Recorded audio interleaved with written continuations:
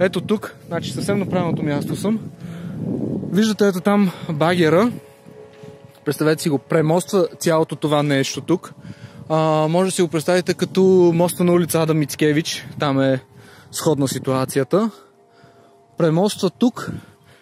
Под моста се оставя място за обратен завой. И ето тук се изгражда пътна връзка към улица Мими Балканска. И в момента това, което се брои за източна тангента. Освен това, тук при Мими Балканска е предвидено да има две кръгови движения.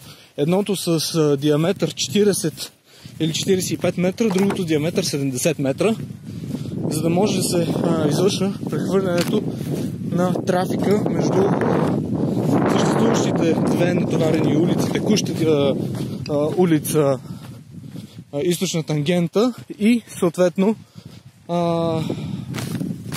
бъдещата, както и това, което е улица Мими Балканска.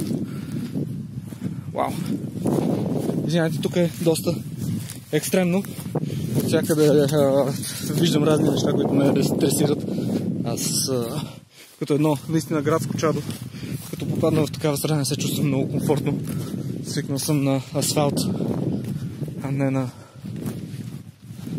такъв тип поле точно. Тук си е като минирано.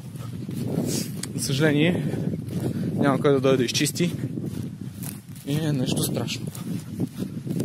Това е общото входа на България към света.